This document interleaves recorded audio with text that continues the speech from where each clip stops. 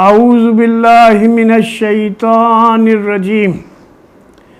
بسم اللہ الرحمن الرحیم والذین کفروا بعضهم اولیاء بعض الا تفعلوه تکن فتنۃ فی الارض وفساد کبیر والذین آمنوا وہاجروا وجاہدوا فی سبیل اللہ والذین اووا نصروا اولئک هم المؤمنون حقا لہم مغفرۃ ورزق کریم والذین آمنوا من بعد وہاجروا وجاہدوا معکم فَأُولَئِكَ مِنْكُمْ وَأُولُو الْأَرْحَامِ بَعْضُهُمْ أَوْلَى بَعْضٍ فِي كِتَابِ اللَّهِ إِنَّ اللَّهَ بِكُلِّ شَيْءٍ عَلِيمٌ۔ شروع اللہ کے بابرکت نام سے جو بڑا ہی مہربان اور نہایت رحم فرمانے والا ہے۔ جو لوگ حق کے انکاری ہیں، کفر کرنے والے ہیں، اللہ کے ساتھ شرک کرنے والے ہیں، اللہ کی مخلوق کو پوجنے والے ہیں، اور جو حق کے انکاری ہیں وہ ایک دوسرے کی حمایت کرتے ہیں، وہ ایک دوسرے کے حامی ہیں، وہ ایک دوسرے کے دست و بازو ہیں۔ اور اگر تم یہ نہ کرو گے تو زمین میں فتنہ اور بڑا فساد برپا ہوگا۔ جو لوگ ایمان لائے، جنہوں نے اللہ کی راہ میں گھر بار چھوڑے اور جد و جہد کی، اور جنہوں نے پناہ دی اور مدد کی، وہی سچے مومن ہیں۔ ان کے لیے خطاؤں سے درگزر ہے اور وہ بہترین رزق ہے جو بعد میں ایمان لائے، بہترین رزق ہے۔ اور جو لوگ بعد میں ایمان لائے، ہجرت کر کے آ گئے اور تمہارے ساتھ مل کر جد و جہد کرنے لگے، وہ بھی تم میں شامل ہیں۔ مگر اللہ کی کتاب میں خون کے رشتہ دار ایک دوسرے کے زیادہ حقدار ہیں، یقیناً اللہ ہر چیز کو جانتا ہے۔ ناظرین، اسلام ایٹ کراس روڈ کے سلسلے میں آج ہم نے سورہ انفال کے 9ویں رکوع کی آخری آیت نمبر 73 سے 75 تک کی تلاوت کی اور اس کا اردو ترجمہ بھی پیش کیا۔ اس میں اللہ تبارک و تعالی مومنوں کو وارن کر رہا ہے، خبردار کر رہا ہے کہ تم اپنے دشمنوں کو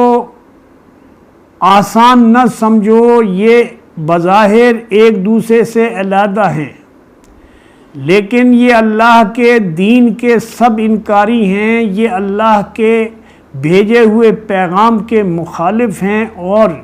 تم اس اللہ کے پیغام کو ماننے کا اقرار کرتے ہو، اللہ کے اوپر ایمان کا اور آخرت کا تم ایمان کے دعوے دار ہو، وہ تمہاری بھی جان کے دشمن ہیں، کیونکہ ان کے عقائد میں اور تمہارے عقائد میں زمین آسمان کا فرق ہے۔ انہوں نے اپنے آبائی ادیان کو اور رسم و رواج کو اپنا دین بنایا ہے اور اس کے ساتھ چپکے ہوئے ہیں، اور تم ایک اللہ کو مان کر باطل ادیان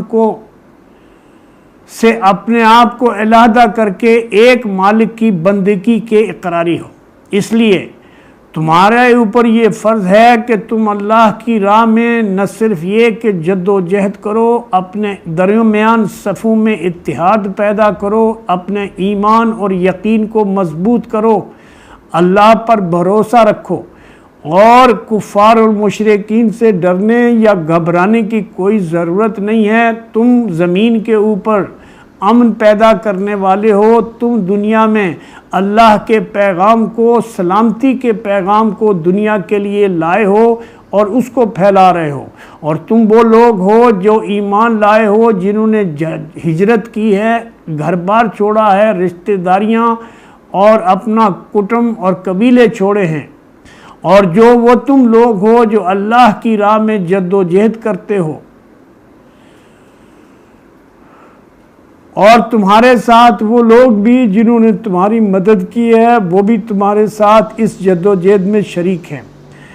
اور یہ وہ لوگ ہیں جن کے لیے اللہ کی مغفرتیں ہیں، دنیا میں ان کے لیے کامیابی اور کامرانی ہے، اور اصلی اور حقیقی کامیابی اور کامرانی اور رزق جو ہے وہ آخرت کے بعد قیامت کے فیصلے کے بعد آنے والا ہے، جو ہمیشہ ہمیشہ کی زندگی ہے، اور اس میں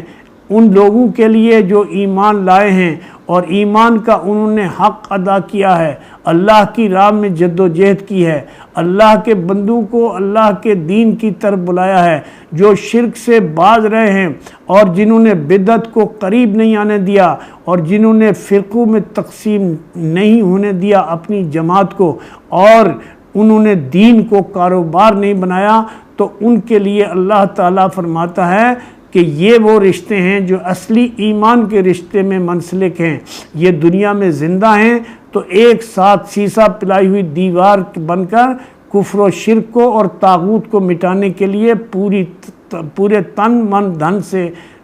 سرگرداں ہے اور اس کی کوشش کر رہے ہیں، لیکن اللہ فرماتا ہے کہ جو انسانی رشتے ہیں، جو خون کے رشتے ہیں، وہ بہرحال اپنی جگہ ہیں، اور ان کا ایک دوسرے کے اوپر بھی حق ہے، اور اللہ اس چیز کو بہت اچھی طرح سے جانتا ہے، کیونکہ اسی نے ان خون کے رشتوں کو بھی قائم کرنے والا بھی وہی ذات ہے جس کو تم اپنا مالک مانتے ہو۔ اقول قولی ھذا استغفر اللہ لی ولکم وسائر المؤمنین۔